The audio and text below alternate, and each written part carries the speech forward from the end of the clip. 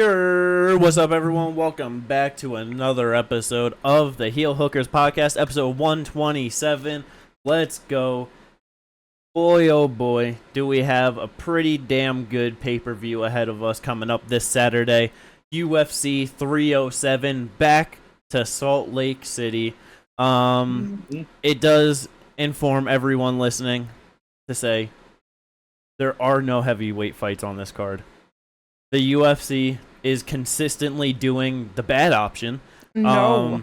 I feel like it was the whatever first Elevation card that, like, when you first started watching with me, they had a whole lot of heavyweight. It was when they sent really Derek bad. Lewis to Salt Lake. Didn't they do that? No, that's because that's when it didn't matter. That was against Rogerio de Lima. I don't remember, Yes. but I know it was a few years ago. I feel like they did a Elevation card, and they had a whole bunch of like heavyweights and bigger guys on it. Probably in Denver. Probably, but or no, because before the one recently, that it was like a while, like way longer ago.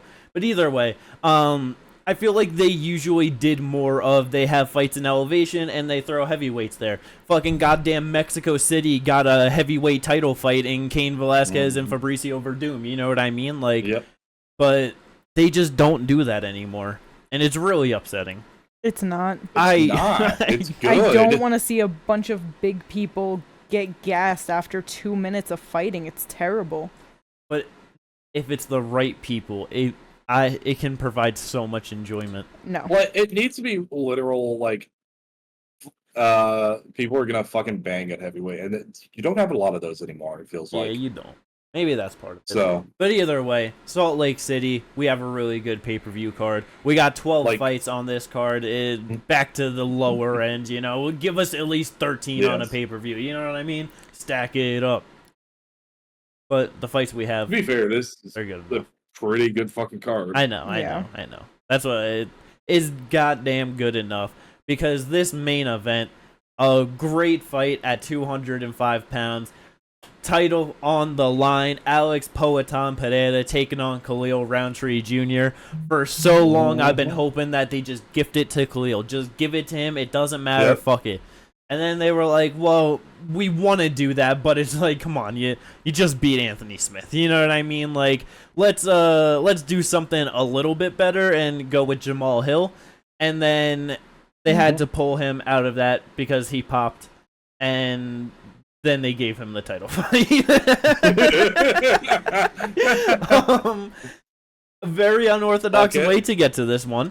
Khalil Rountree ranked number 8 heading into this one. Jamal's injured. Yes. Magomed's booked. You know, it makes sense.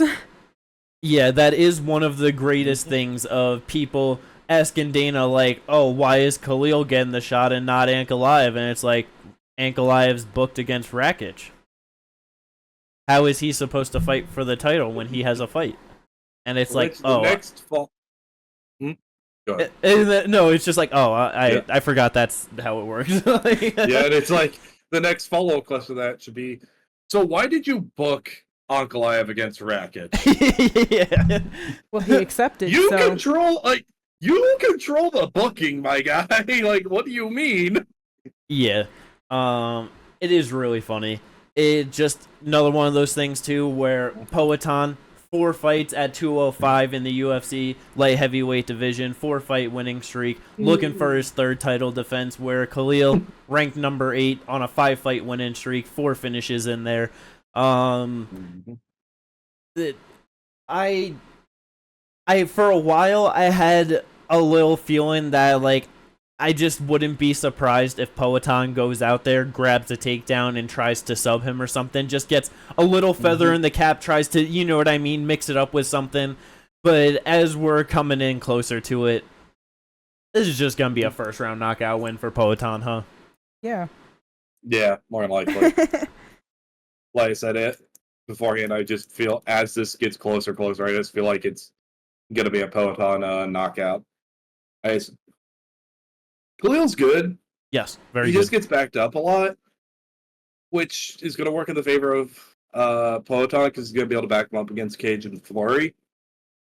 But if Khalil actually is able to, time a counter, he can put Poatan out. Oh, yeah. I just feel like, just the way I feel about it, as the fight gets closer and closer, I just don't feel like that's going to happen.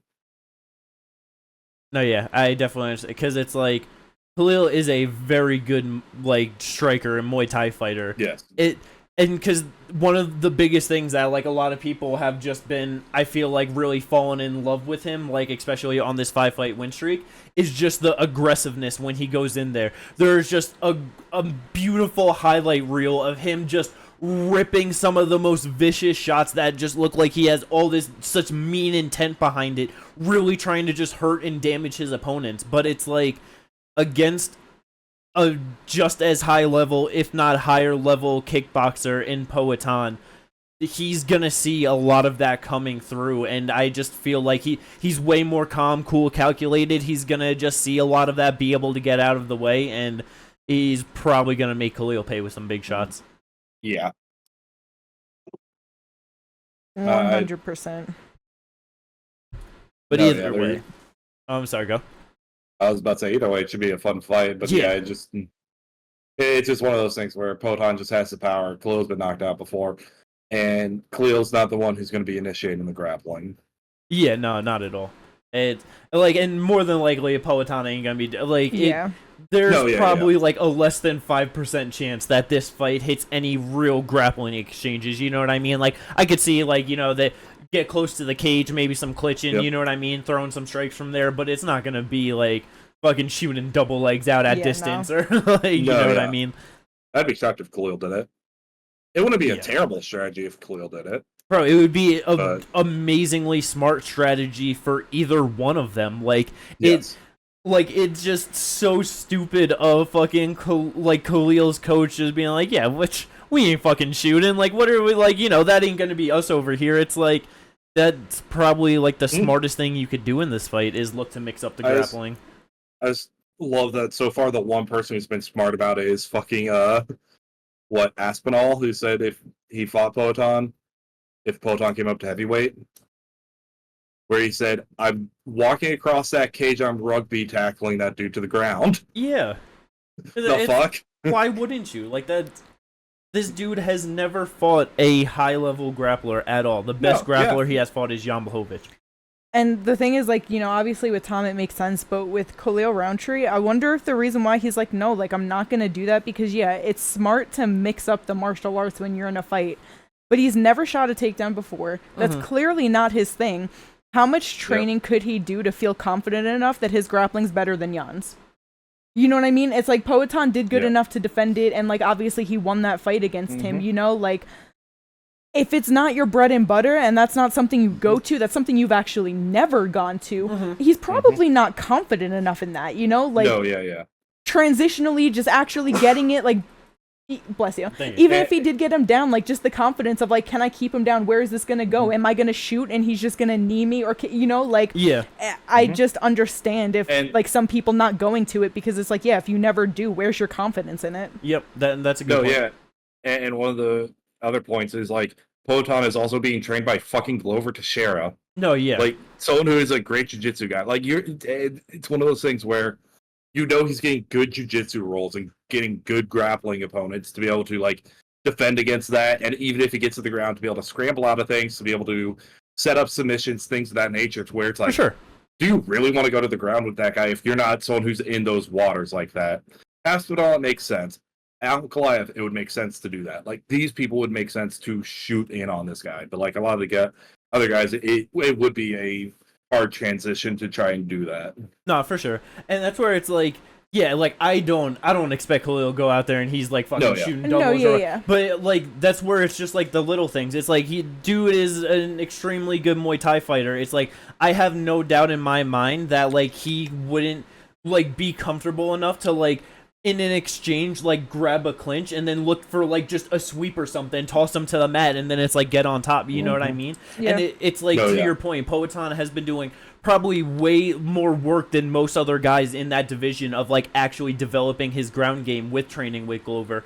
But it's like it's just one of those things. You don't need it to be a lot. You don't need it to be the most, but it's just another thing to think about. If Poatan is like, just gets tossed to the mat real quick or something off of just coming in an exchange too close and like he didn't land the shots that he was expecting, got grabbed up and thrown to the mat, it's, you know what I mean? Just like another thing to worry about. Can burn just any sort of time off the clock for him to get his composure and just, you know what I mean? Just, yeah, all the different little benefits that you could get from mixing it up, but I for sure get where, like, and I feel like that's the biggest thing of, like, the confidence of not ever doing that before, where it's like, yeah, now you got a title shot, you're gifted a title shot, and you're gonna go do some dumb shit potentially, like. Yeah. But it's always a hard scenario when the best plan of attack is to strike it out with Poatan. So yeah. Either way, like we said, is going to be a great fight. I'm extremely excited for it. Not the best fight in the division. Khalil is not the most deserving contender, but I'm very happy that he's getting the opportunity. If he's able to fucking go out there and get the upset, that would be awesome. I'd be sad. I wouldn't be at all. Khalil is just such a great person and like such a great I'd be role happy model. for him for sure. That I wouldn't have any hate for him of like, oh, you did that. I'd just be like, damn, like, you know, it sucks. Yeah.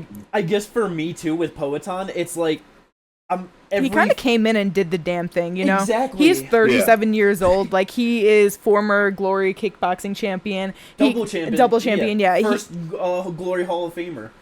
Yeah, first Glory Hall of Famer, came over to MMA and just like very shortly got the belt at 185, lost it, went up to 205, and now this is gonna be his third title defense if he wins. Like, so if he loses, it's fine, I guess. Yeah, he came in, made the shit look easy. Like, I don't, I don't know how else to say it. Like, cause that's where it's one of the things. Cause it's like, I know, like listening to Luke Thomas, like he's talked about it a lot. Where it's like in MMA, like especially with how things have gone so far, it's like to be like, oh, like the greatest fighters that we have and like the level that they achieved.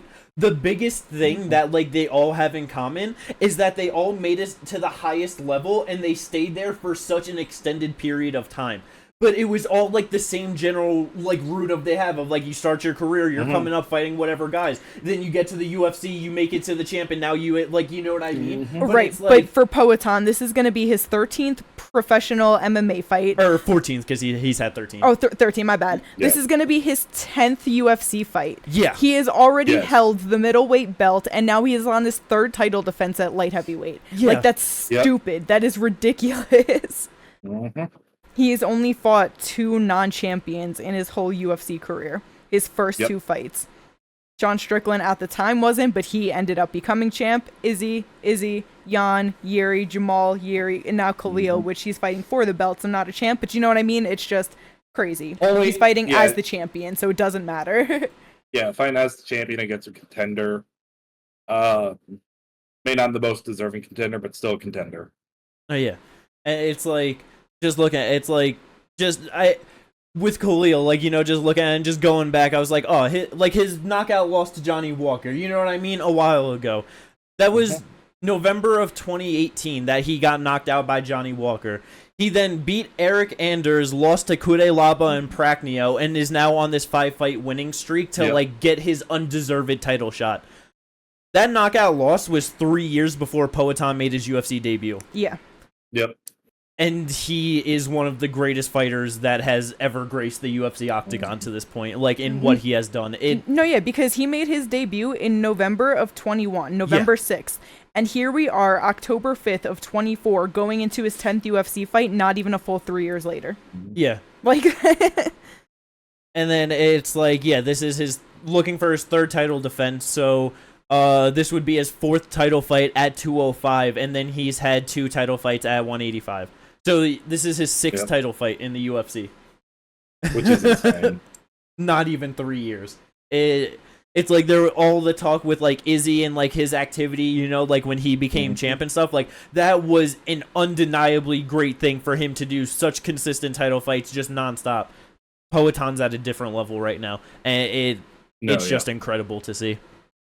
I mean, he knows, though. He's 37 years old. He only has so much time. If he's healthy and he can get in there, why the fuck not? Oh, yeah. no reason to fucking hold it up at all. And I mean, let's like be vague with if he's healthy as well. Oh yeah, because I forgot like, that he literally hasn't fought a fight healthy this year, and he's going into his third fight. So let's. Well, no, he's finally healthy now. Allegedly. Didn't he say that he injured his knee? It was his toes. He broke his toe going into 300, and then he broke another one. So he had two broken toes. No. But before that, he injured. It was either his shoulder or his knee. It was one of those. He injured it in the fight camp going into Yan, and then he didn't have surgery until December. He fought Yuri that November. Yeah. Like so it's so but like even just this so not even just this year, it's been extended with not fighting for the past 2 years he's been injured in a lot of his fights. So it's just incredible, man. I wish nothing for the best for him. I wish nothing but the best for Khalil. May the best man win. That's all you could hope for. And the winner should more than likely be fighting Magomed Ankalaev as long as he can get it done over Alexander Rakic, which we would assume, but you just never know how it's going to play out because it's 205 pounds. But yeah, great main event. Absolutely incredible. The co-main event, not as great. I know everyone in the world hates this fight. Nobody cares about this fight. I'm happy it's getting over with, though. Yeah, like that is for sure. That is for sure. The silver lining. Like the only thing about it though is this is for sure the best direction for the division, and this really is the best fight for the title in my opinion. For the longest time, it's like Juliana doesn't deserve this shit. Why is she getting just like another shot at the title? It's like she lost to Amanda Nunes in the title rematch July of 2022. Has not fought since then and is getting a title shot coming back. Beat Amanda when Amanda was coming off of COVID and everything, to like get it so undeservedly. Because before the Amanda fight, she was on a amazing one-fight win streak in 2021 over Sarah McMahon, who I believe at that time was at least 41 years old. But probably. Yeah, extremely undeserving, should not be here. But the reason why she is because it has been fun fights with the Amanda Nunes ones, and she talks a whole lot of shit. She's been actually bringing some life, and like, even though it's not the most interest to this division, at least people have something to talk about. You know what I mean? Like, to talk shit is at least better than to not care to even talk about it. You know what I mean? Yeah. It's just, I don't know. I understood that, especially more when she had just beat Amanda and then when she had lost to her and it was still around that time.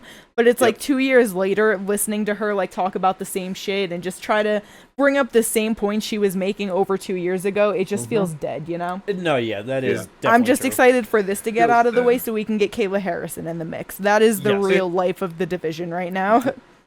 It feels dead, and also just to bring, because I know Chael and both Ariel bring up like pro wrestling shit, so let me bring in some too, because why not? What she gets isn't even like actual heat. What she gets is basically get off the TV heat. She comes up on like an interview or something, and you change the channel. You do not care. You don't want to hear it. I don't want to see you on my fucking screen type shit. No, for sure. For the most part.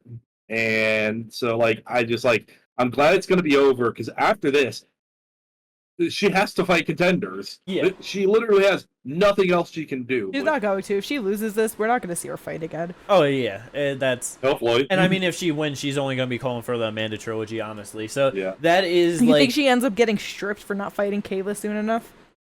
Or they just finally do their first women's interim title? Maybe. I don't know. Because, I know that was something that we were talking about not too long ago, that there has never actually been a female interim champion.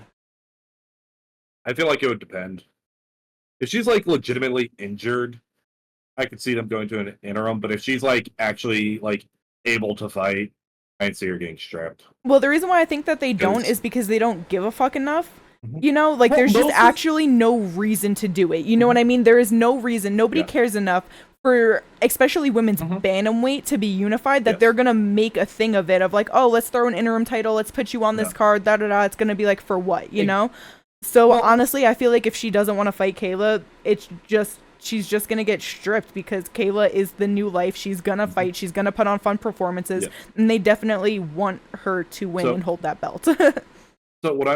So the reason I'm saying it could potentially happen here is like most people who like end up getting stripped, it's either usually like extremely long layoff, like Nico Montano, where she was held that belt up for 14 months or whatever. Like I don't know, but she also like didn't want to fight Valentina and couldn't make.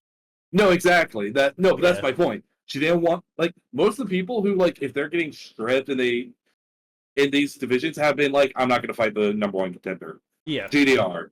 Yeah. Stripped. Like, and plus, like for the most part, the women's champs don't really like. What's the word I'm looking for? They fight fairly consistently. Like they're not like. Yeah, because they're not pushing them to fight 2-3 times a year, or you know what I mean. Like, because I feel like, because like there's been like Zhang recently just hasn't been like fighting the most. You know what I mean? But like, there's literally no demand like for a title fight there. Like, I'm pretty sure Amanda had like, because I know she was like defending at 145, but like I'm pretty sure there was a period. I don't think she defended her like there was like a bantamweight title defense for like a year and a half or 2 years or something. Yeah, like it's just one of those things. Like to Kate's point, they don't care. Because there's no way that, like, even, like, a division, I don't know, where there's, like, let's say just 205 or something, you know what I mean? Like, if you didn't have Ankalaev there or if he already lost his title shot, like, even if there was no number one contender or anything like that, the UFC couldn't just let Poatan sit at the champ for a year and a half, not doing shit, just waiting for, like, you know what I mean? Like, people are like, yo, what's going on? Like, we want a title fight. We want, you know? So it's like... But like that's not a problem with the UFC. What I think I'm trying to say with that one is that is like a UFC problem, but that one is also somewhat of a bottom down problem as much as a top down problem, where it's the fans don't care, but that's because this fan base sometimes is kind of shit. Yeah. So they don't care about women's fights generally. So the UFC doesn't care to promote it. So it's a that's why I think that they would just end up stripping her, because at least with Kayla Harrison, people do care a bit about her. You know, like she does have hype on her. She is exciting. You know, it's like it just depends on what's going on at the moment where they'll care, because it's like 115 doesn't matter, but it's like with 125, it's like there was plenty of people of like, bro, you're holding shit up, like because they did the tough with you know Grasso and Valentina just holding it up, doing the trilogy, and there's so many people that are in line for it that there's actually people like, bro, there's other ways we can do this, like let's get this moving. But that's because the division is in a great state with a lot of names right now. But 35-15, it's like there's no reason. Who cares? So it's hard because there is really no life at 135. I was thinking that like the best way for things to probably happen are Rocky beats Juliana, actually, you know, like maybe looks impressive in it, gets like some sort of like, oh wow, you know what I mean? And then when it's Rocky versus Kayla, if you know, like we'll talk about it, Kayla, you know, her upcoming fight, but like if able to get into the title shot, get it done, and then you know have like Amanda come in from there. But since there really is no one, and I feel like we just kind of need time for like someone to really like build up or whatever, or like get names going, it really might just be the best of like Juliana wins and then just talks, you know, like tries to get the Amanda trilogy, just, you know, like tries like however long that takes until Amanda wants to come back. They do the trilogy, Amanda wins it, and now we get fucking Kayla versus Amanda. Like that's probably the most excitement for the division, and that will like it will suck for like title fights, but that would extend it the most time to like let the division to probably like breathe a little bit and like develop some contenders. I see what you're saying. I get what you're saying. The problem is like I actually do somewhat care about it, especially with Kale Harris being here and like with everything else also going on in the division. There are a couple names coming up who could be, you know, slide into title fights. Mace Chasson needs like maybe one more win to be in a title fight. Norman DeMont, you know, like you can slide a couple people into title shots at the moment.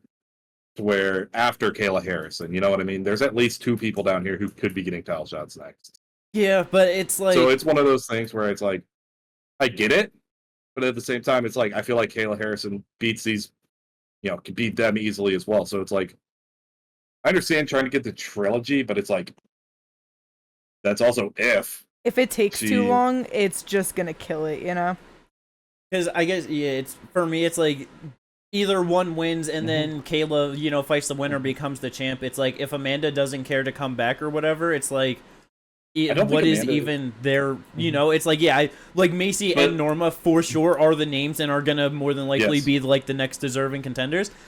But who really gives a fuck to watch Kayla defend her title against those two names? And then that's a year of time, and then there's nothing left in the division if Kayla wins. You know what I mean? Like it.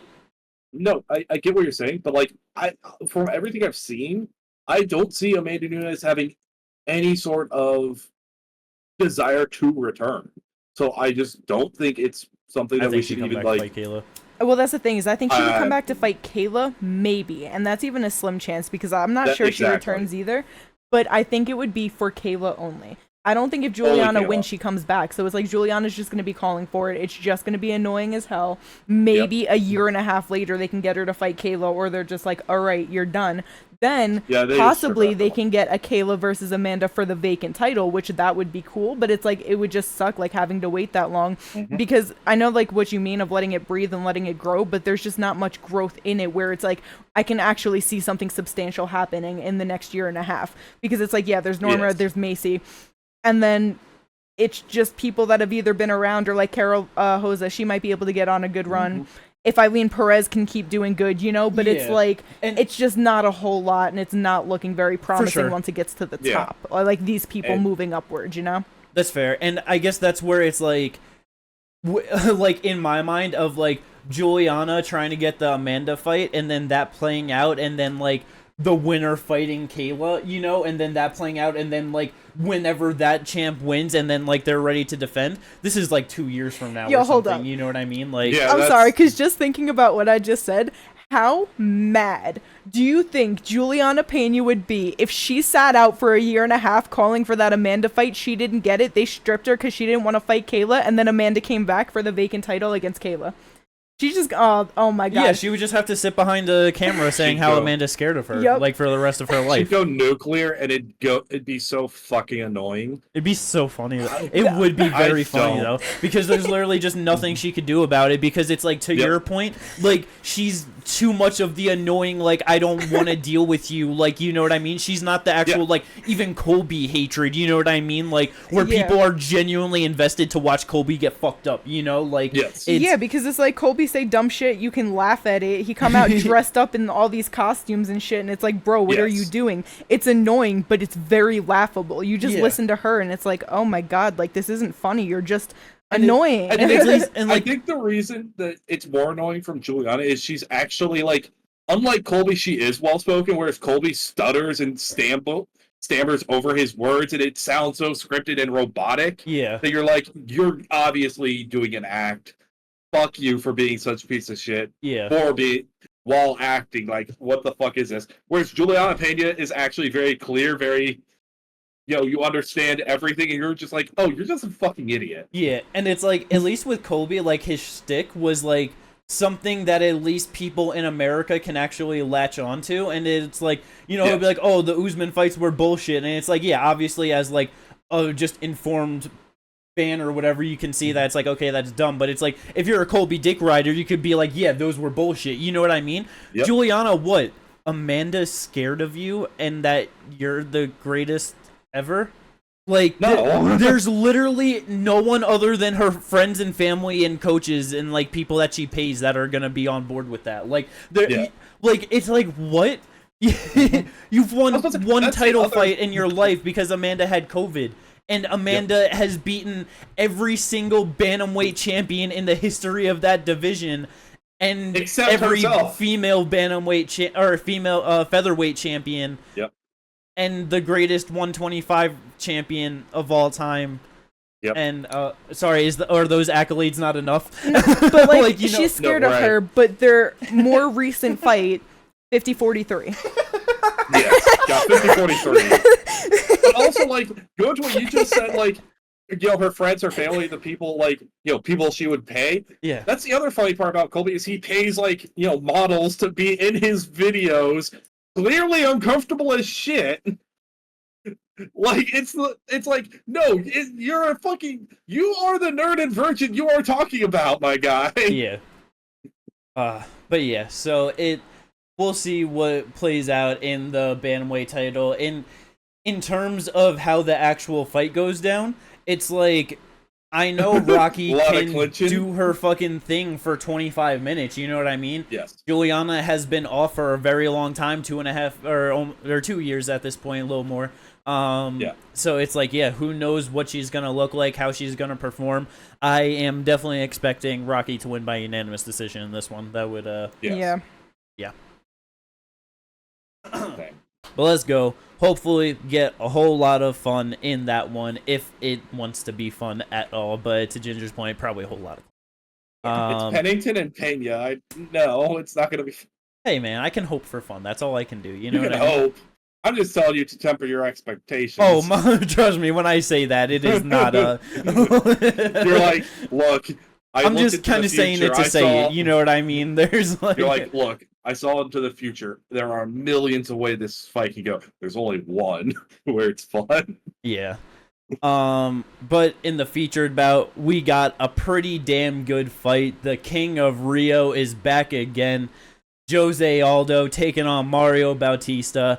I really don't understand why the UFC finally got like all new people in the back end of the top 15 and they're just like, Jose, just send them all to hell, please. Yeah, right. I don't understand it. It makes me, as a big Jose Aldo fan, but also just an MMA fan, and like it's very conflicting because Jose is gonna probably look great, and I'm really excited for that. But goddamn, this is just not what the division needs. Exactly. Exactly. I really wish for this fight, perfect time to have just done the Legends fight that I've been saying to do for a while now because he's still in the fucking rankings for some reason. Jose Aldo versus Dominic fucking Cruz. Give it to me. Yeah, I feel like that really should have been the fight with the UFC where it's like, Dom, we love you. You work for us as a commentator, all of that. But Jose Aldo, or you're out the rankings, and you know what I mean? Like, we're not doing this anymore. You know, like it. Yes. Because it's just like, what the fuck else is? If he's not going to take a Jose Aldo fight, then what is he doing? You know what I mean? Yeah. Like, there's literally, like, he knows he ain't fighting for a title again, and it's like, if he thinks that he is, like, who the fuck does he think that he could win and beat to, like, get there? Jose Aldo's your best fucking chance. Like, that, you know, it's, I don't know. But he looked damn good against Jonathan Martinez in his return, the last one. That was such a rough one. I just knew it was going to happen, you know what I mean? Yeah, and, I mean, it made sense because Jonathan Martinez, he's not a grappler, you know, he's not grapple heavy at all. It's not his thing. He stands up, he throws a lot of kicks. He's just a technical fighter who's gonna point fight a lot of the time. Yes. You can't do that against Jose Aldo. He's going to outstrike you. And it's like, while he might have retired from MMA, he was boxing in between. He had 3 fights in 2023, all boxing. So his striking is still right there.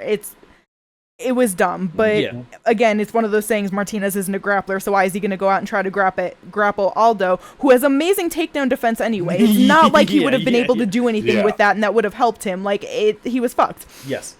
So now you have Mario Bautista, who's also he is more of a grappler. He definitely tries to get the submissions going, and he can. But back to Aldo having great takedown defense, and I'm not sure he's going to be able to get that going. So then what is he just going to stand there on the feet and try to point fight him and try to get the decision? It's not happening. Like, Aldo might be older, but he is a fantastic fighter. He is a great athlete, and being 38 years old is not going to stop him from beating the back half of 7 to 15. Like, it's just not. That's got to be the most annoying part about this fight is, like, he's fighting the back half of the top 15, but he's fighting the people that, like, we actually want to see coming up in the division, not like, you know, again, Dominic fucking Cruz. Yeah. I would have liked to see him fight, you know, who has he fought Hong Dong yet? Jose? Yes. No, I don't believe so. Why not have done that fight after the Martinez fight? Probably because they like Song more. They don't want him to get crushed. I get it, but it's like, god damn. No, I get you, but like, yeah, with this one for Mario, like to your point, Kate, him, being more of a grappler, it's like, yeah, I feel like there is zero path to any of that being done. You know what I mean? It's Yeah. like No, yeah. the thing with Joe, it's like he is an amazing striker, but you can pressure him and you can put shots on him. You have to be durable. You have to not be fucking like you can't back away at all. You have to put the pace and the pressure on him and put big shots on him. That is the only way to get it done. And it's the last time fucking Mario did that to actually get like a finished KO TKO. Miles Johns in 2020 when flying knee to a ground and pound. Like, it's very good. Like, that's the kind of shit that he has to do. But it's 6-fight winning streak and not being able to like get that done against any of these like other level of guys above Miles Johns. I don't know. Then even to your point, the only people that have done that to him are Piotr Jan, Max Holloway, and Conor McGregor. Yeah. Like, those names are very different than Mario Batista. And, like, I know he's coming up, so, like, maybe he can just surprise us and be like, no, like, maybe he knows that's his only path to victory, so that's what he has to do. It's just a slim chance of that happening. Yeah. Because it's like, yeah, with Martinez, the lack of the killer instinct, like, he's gonna fight safe. He does it, you know what I mean? So he's not gonna risk it for the biscuit like that. Mario, honestly, he has to have full intentions of, I'm going in this fight, it's kill or be killed, I'm putting him to sleep or he's putting me to sleep, you know what I mean? And I just don't know he has that instinct. I don't know. And that, that's a scary fucking thing to expect from someone going in against Jose Aldo, you know what I mean? But that you gotta be down for it. That's really just the only thing. Unless you're just levels above him in the like just overall game, you know what I mean? Like Volkanovski, he just dismantled him, you know what I mean? Like it wasn't even close, but again, Volk, one of the greatest fighters of all time. Like so yeah, extremely rough fight for Mario Bautista. Probably gonna lose his 6-fight winning streak here, but no shame in losing to Jose Aldo. So it's just like I think the reason I'm so like it should have been like Dominic Cruz in either of these fights, in all honesty. It's just like, where does Aldo go from here?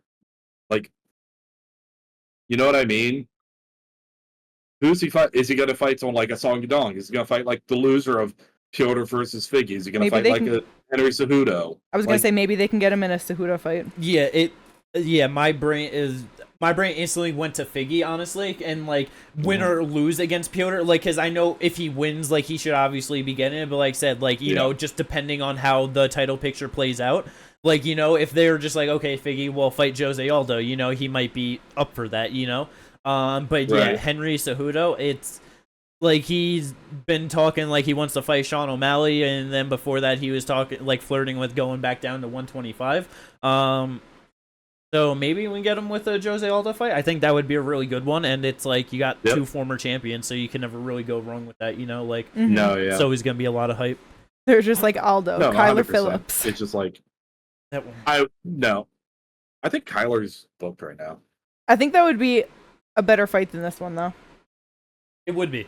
Because Kyler has, while he still goes to the decision, like he has better pressure and more killer instinct, and he might, like, he tries more flashy shit more often, you know, like he might go for a spinning fucking head kick and then actually hurt him and be like, oh shit, I gotta go, you know what I mean? Like, or he's going to be throwing big shots and then be on his bike and moving and not letting Jose Aldo return, where Martinez is right in front of him, you know what I mean? But we don't have that, so they shouldn't go to that next. I was just just kill the division. Just kill it. Like, what are we doing here? Here's the thing. I could actually see that happening because right now, Kyler Phillips is booked against Rob Font.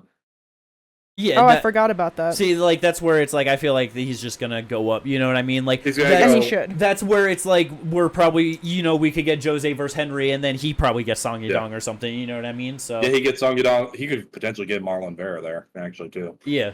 But either way, just always happy to see Jose Aldo fight. Always gonna be cheering for him. Hopefully he gets it done. staying in the bantamweight division, but going over to the female side, we were talking about her before, Kayla Harrison. She is also on this card, ready to claim that number 1 contender spot, looking for that title. But first, you gotta get through Ketlin Vieira. It just seems entirely dumb to have her do this fight.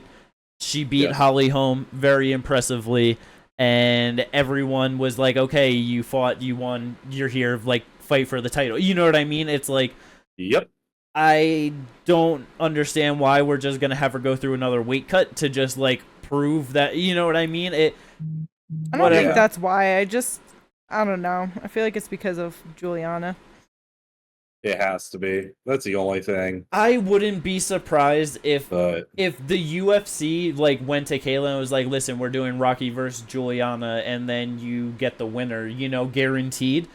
She'd be like, okay, cool. Like, I don't think that she would have a problem with sitting out, and like, I feel like it's kind of just the pressures of UFC to you know what I mean? Like, true.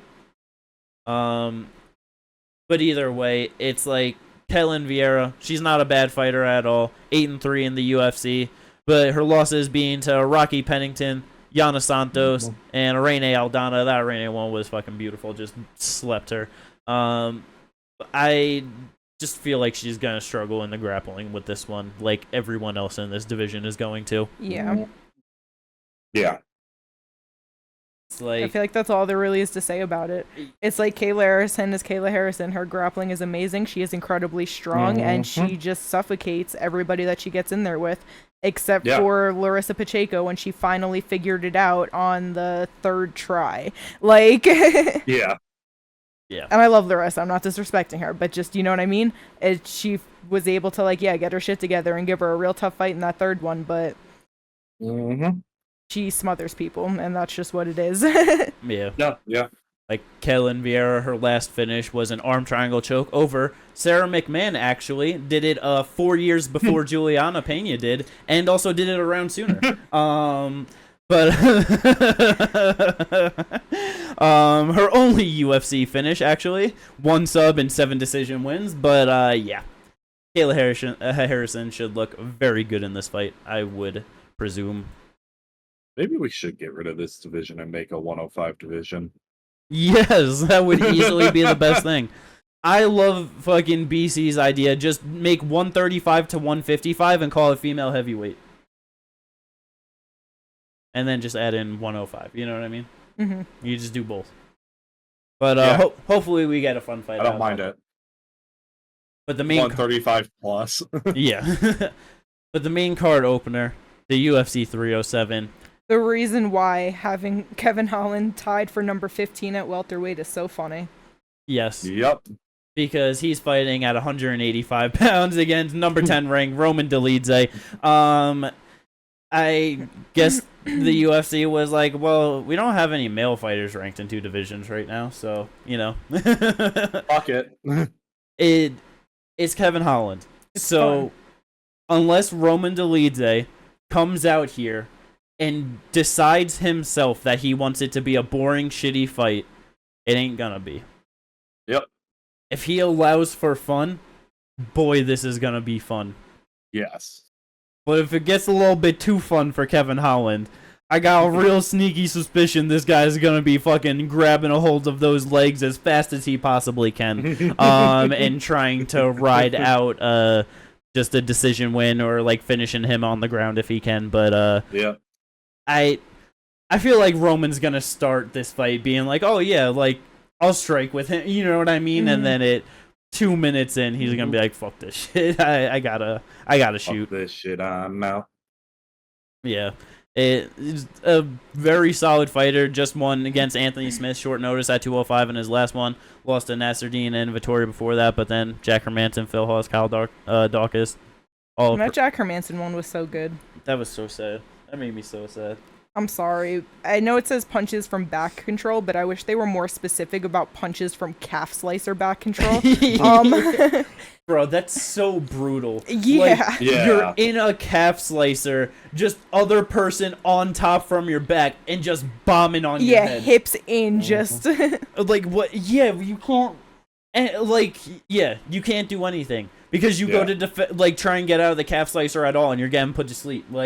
So you just sit there, fucking leg probably in so much pain, just covering up to the damage up top as much as you can. Yep. Yeah, man, that one of the best finishes. Just crazy. And then you have Kevin Holland, who's on a 1-fight win streak against Michelle Olszewczuk. The last 2 fights before that were Michael Venom Page and Jack Della Maddalena. Yep. Yeah, you got beat up by MVP. That was definitely a rough one. It's Kevin Holland. He's up and down depending on who they decide to book him against. If they want him to go on a streak, he can easily go on a streak. You know what I mean? The UFC really decides how Kevin Holland's career goes. He also kind of decides. Well, and I don't mean one of those yes to everything, Well, also because I know it's oh, you work hard or whatever, but that's the thing is the Jack Della Maddalena fight, he could have won that fight. Yeah. Honestly, I think he could have won if he was just taking it serious. Yeah, the way he was just fucking around in there and just playing with him, and that fight went to a split decision, correct? It's Jack barely won that, and Kevin was having fun. Yeah. If he went out there and decided, I want to win this fight tonight, I want to be here, he might have given him a real hard time. He might have fucking changed Jack's, not when I say change his career, I mean in the trajectory it was going, Yeah. No, yeah, that is very true. He really decides if he wants to win a fight or not. Kevin Holland kind of decides his fate, in this really funny way, where he actually is just because he said it multiple times. I don't give a fuck about the title. Yeah. And that's why I feel he didn't want to win. MVP, he wanted to win, and that was a frustrating fight for him. But Jack, I don't think he wanted to beat that, win that fight. I think he was just I'm just going to have fun and whatever happens, happens because, if I beat him, I'm going to move up.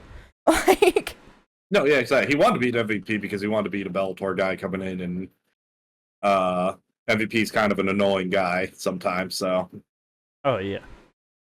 But yeah, he's motherfucking big mouth. Always here for a good time. And yeah, he's here for a good time, not a long time. Exactly. Oh, he's here for a long time, I think. Yeah. I mean, he's only 31 years old, so it's it's really crazy the amount of fights that he's put together in the UFC in such a short period of time. Going on his 23rd UFC fight, and he made his debut in 2018. So he's been here for 6 years. Yep. And that was August of 2018, so it's just barely, we're just past that 6-year mark. Came in short notice against Thiago Santos. It's bro, who the fuck is averaging 4 fights a year? Across 6 years, you know what I mean? It's absolutely incredible. But yeah, let's go, Kevin Holland. The prelims, we got a couple really good fights on these prelims. It's not just some there's nothing, you know what I mean? Got a whole lot of fun. Yeah. Looking at this card for so long, Tapology had what is now the prelim headliner real down low on the card, and we were like, are they really disrespecting it like this? Would have been crazy. Yeah. But apparently the UFC is doing the right thing, so that is good. Motherfucking former title challenger, 2-time former title challenger, Stephen Wonderboy Thompson taking on Joaquin Buckley, coming up in the 170-pound division. How do you guys feel about this fight? Do you have any inklings on who you think's gonna win, how this fight is gonna play out, or anything? It's such a weird fight. See, Wonderboy Thompson is one of those guys where I honestly can see him winning just about most fights you put him in, especially when his opponent is not a grappler. Yes. And has heavy top pressure. This is one of those fights where I could see him winning. Just based off his style, he is a tricky motherfucker to deal with. He's still fast on his feet for being, 42? 41. 41. Yep. He'll be 42 in February, so he's not too far off. Side kicks, he can keep the distance extremely well. He's going to pepper shots in. He doesn't overextend himself. It just, I feel like he's going to win, and he's just going to, keep kind of being that gatekeeper for the top 10 on if you can actually hang up there or not. Yeah, I'm not sure because, it's Wonderboy is old.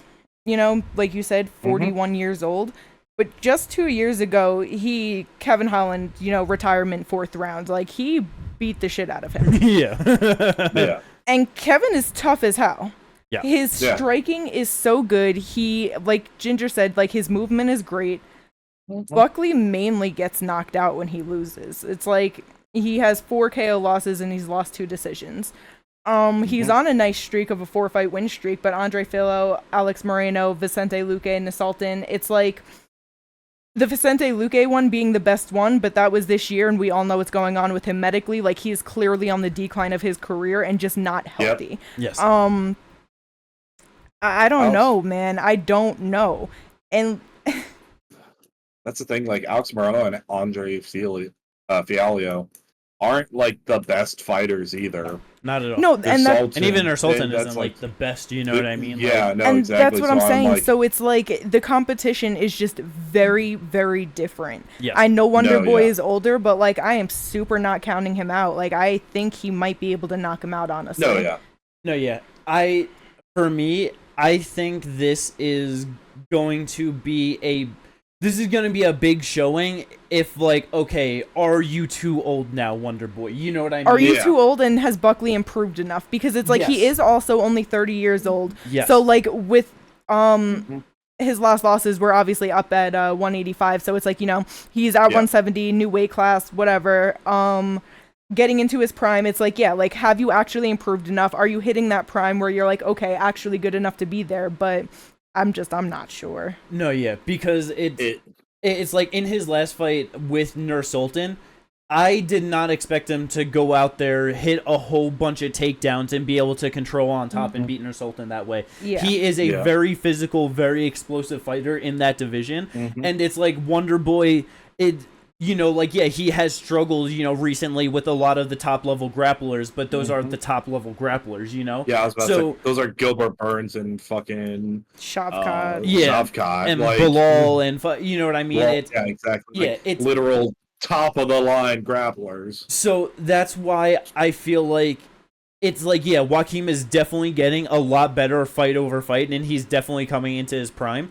But I feel like if he's able to, like, do good on the feet, just kind of do more than Wonder Boy and, like, able to maybe get takedowns, control him or whatever, I feel like it's just going to be a bit more telling of, like, okay, Wonder Boy is not at the level that he was anymore, you know? Like, the age is finally getting to catch up. But I think age is catching up to him because he obviously, like, he's injured after just about every fight. He breaks his hands. Like, damn near every fight. Well, I mean, it feels like. In terms of being able to, like, really perform, but though, being able to perform, yes, I understand what you're saying. I'm just saying, like, it is, like, Wonder Boy definitely is, like, gotta be considering, like, retirement just because of, like, the hand injuries. Yeah, man. Dude's probably got, like, a total of fucking, like, 8 broken hands between the two of them. You know what I mean? Like, was it against Vicente Luque? He broke both his hands. Yep. And like of the night.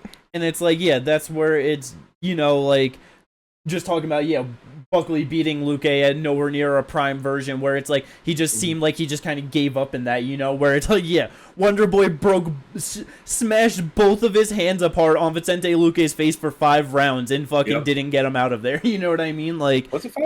I thought it was. I thought it was 3. Oh, no, it's 3. Oh, okay, 3 rounds. Yeah, either way, though. On the middle of the card. Jeff Neal was 5 rounds. Oh, okay, but it's like, it should be an incredible fight either way, though. Super excited for it. Let's see how it plays out. Next fight on the prelims, Marina Rodriguez. She is back taking on Yasmin Lacendo. Yasmin is such a big step up in competition. Her last fight against KK. Yeah. Carolina. Oh, wow. I can't say it. Carolina Kovacevic. And I know it, but, like, every time I look at it, the name is out the door, and I'm like, oh, shit. What are those letters? She's good. She's a solid fighter. Just young as hell. And I just don't know. I don't know if this is going to be too big of a step up in competition. I kind of feel like it is going to be. Marina Rodriguez is definitely getting on the older side, 37 years old now, but she's only her 4 losses in the UFC. Carla Esparza, former champ, Lemos challenged for the title, Virna could easily end up challenging for the title, and then Andrade's former champ. You know what I mean? So it's hard. And it's like, even with the loss to Andrade, that was this year, and she took her to a split decision. Yeah. Like, And so it would be awesome if Yasmin was able to get this done, 22 years old, to be able to hop towards the top of the division like that. It'd be so good for the division too. Exactly. That's just, like we were I think that was on the last one, just talking, needing new people in the division, you know what I mean? Yeah. Yeah. So yeah, it's just one of those things where even if she does, it's like 22 years old, man. It's like, is that even if you do look great and get it done, it's like, is that still going to be too early, too rough to actually be in the top and start getting match made consistently against these people, you know? I mean, if she can get through Marina and she looks good, a lot of the people, even in the top, are on the older side now. You know what I mean? So it's like, yeah, they're looking good, but they're looking good against the old generation of fighters. So if she comes in and kind of just like smashes Marina, or like even, takes her to a decision, but still just looks good, and it's just kind of that new generation shit of like, yeah, I don't know, she just beat that one, let's give her that next step. And if she can keep winning, we got ourselves a good contender here. Even though it's just one name, it's like 115 needs it. No, yeah. Right, it's like Andrade, obviously not the oldest one. Like, she's only like 32, but like, I know that I was just like, just looking at it, like the top 7. You know what I mean? Like, I wasn't sure how old Mackenzie Dern was exactly. Andrade's the youngest one. Or Mackenzie Dern 31. But top 7. Sorry. Yeah, because I thought Mackenzie might be older, But like, yeah, literally in the top 6, including the champion Jessica Andrade, who's been around for a decade, is the youngest fighter in the top of that division. Yeah, because I wasn't really meaning her, but just like in general, it's like Zhang herself is like 35. Tatiana, we never know what's going on with her, but what is she, like 33 now? Yeah. Yeah? Somewhere in there. 33, yep. Yeah. Yan Janan, also like 35, 36. Virna, like 35. It's like... Yeah. 35. I'm pretty sure Virna might be 36 and Lemos is 37. Yeah, Lemos 37, Marina 37. You know what I mean? Yeah. Like... Well, Yeah, obviously, there's the few names of the people like Mackenzie and Jessica who aren't that old yet. They've just been around for a while, but a lot of them are older fighters. It's like, if she can get past Marina and she can get past Lemos, it's like, fuck it, we need her in there. She loses to Andrade, who cares? She's still in the top of the division, you know? Like, no, it's very true. It's like, it honestly won't be, it probably another year until it's like, yeah, Mackenzie Dern, Amanda Hebos, Tabitha Ricci, Loopy, like, they're the ones that are pushing towards like the top of that division, and like, yeah, that's entirely possible. Yeah. But yeah, so definitely should be a good fun fight. Excited for that one. Cesar Almeida gonna fuck up Ihor. It's a big test for him for sure. Not very experienced in MMA. Very solid kickboxer though. But probably that should be fun. That should be a real fun fight. I mean, shit, he had a good fight with Roman Kopylov. You know what I mean? Like, split decision. Yeah. That was pretty crazy that it went the way that it did. Ihor's not that great. No. So yeah, probably hopefully a very good finish for Cesar Almeida, and we just get a real nice fun kickboxer in there again, you know? Yeah. Yep. Other than that, down the prelims, Carla Esparza, she is back taking on Tisha Pennington. That's cool that Tisha and Rocky get to fight on the same card together. But it's gonna be Carla's retirement fight, so it's understandable that she lost her title, was it ranked number 1, got pregnant, and was out for a while, got unranked, but not coming back to top contender. There's no reason especially for that. if it's a retirement fight. You know what I mean? Exactly. It's like, just throw her in there with someone that's been around for a while too, and just fuck it. Exactly. Just 2 older names in the division, so it makes all the sense in the world. No shame in that. OSP Ryan Spann, that should be a real fun, sloppy fight at 205 pounds. Holy shit. Yeah. Hey, how unexcited are you for that one? I'm excited for the first round, and I hope it doesn't leave there. If it goes into the second, boo. No, it can provide so much more. No. Yeah. You remember how Lake fun City? and bad that fucking OSP and Kenny and Zechiku was throughout that entire fight? It was insane. It was crazy. But that wasn't in Salt Lake City. Not Ryan Spann. Yeah, but Kennedy made OSP look so good. Yeah, Ryan Spann isn't gonna. Well, I shouldn't say that. Ryan Spann is so up and down. Exactly. Who fucking knows? It's gonna be great. I honestly have no doubt whether this fight ends in the first or goes 15 minutes. It's gonna be fun and like by the end of it, we're gonna be like, yeah, that was a good fight. It's gonna be like terrible as well, but a whole lot of fun. And then open it up. 2 old men at 170 pounds, whole lot of fun. Tim Means, Court McGee. Mm-hmm. Yeah, let's go. No, yeah, a lot of fun. I love how you skip over one of the fights. It's just funny to me. Alexander Hernandez, Austin Hubbard. I didn't have nothing to say. Yes. Come on. It's the battle of who gets to be 50-50 in the UFC. It's the battle of the guys with the same initials. It's funny because, both of them are... just under 50-50. 4 and 5 for Austin Hubbard, 6 and 7 for Hernandez. Well, see, I was hoping that maybe one of them, it was like if they get a loss, they'll be 50-50. It's like, no, they both have losing records. No, one of them will be 50-50, and one of them is going to drop even further. One of them is going to get cut. Let's go. Probably Hubbard. Yeah, probably. But yeah, that is UFC 307 from Salt Lake City. Should be a whole lot of fun. Last little mention for this one. We do got a 1 Amazon Fight Night card this Friday. It should be a pretty decent one. They don't got the most names, but they usually put on good shows. Main event, Regis Ursel, he's back trying to get his title against Alexis Nicholas that he lost in his last fight. That was a really good one. Regis has been destroying people on an amazing win streak, fucking people up between Muay Thai and kickboxing. And then Nicholas just dominated him in the last one, made it look really easy. Regis did not have much for him. So just excited to see if he can retool and come back, get the title. Yeah. Other than that, though, 2 more low mentions from it. John Lineker is back in Muay Thai once again, which means absolutely nothing other than 3 rounds for him. He's fighting some poor guy. It doesn't matter who it is. Even if they should win or whatever, you got to fight John Lineker, so that sucks. You know what I mean? Yeah. He's going to be fucking... This guy has... just crazy. From what I'm seeing, been essentially trading wins and losses. Had a 2-fight win streak, then lost 1, and is now fighting Lineker. Only lost decisions, though, so let's see. Let's see if Lineker can right hook, left hook him to a victory. Let's go. Got some other good fights, but the next one, the only real one to bring up after that, Kate, your boy, he's back. Yeah, it's really funny because we literally just talked about this. He fought on the last card, September 6th, and then he got booked for this about a week ago, and now here's the fight. But Johan Estupinan is here. He's the one that fights real crazy. He had like 6 knockdowns in a total of a round and a half, which is like 4.5 minutes. He was knocked down twice. He knocked the dude down 4 times. It was incredible. It was wild, and he's back. Yeah. As soon as they booked him, I'm just like, man, that seems a little too fast after eating all that damage in the last one. But the dude he's fighting has been knocked out a few times in his last couple fights, so, hopefully Johan just looks amazing. Gets a blitz and knockout, Yeah, he's been knocked out twice this year. Oh, nice. I didn't realize they were both this year. Let's go. March 1st, and then he won a decision May 3rd, and then he got knocked out again August 2nd. Terrible. So yeah, Johan by knockout. Let's go.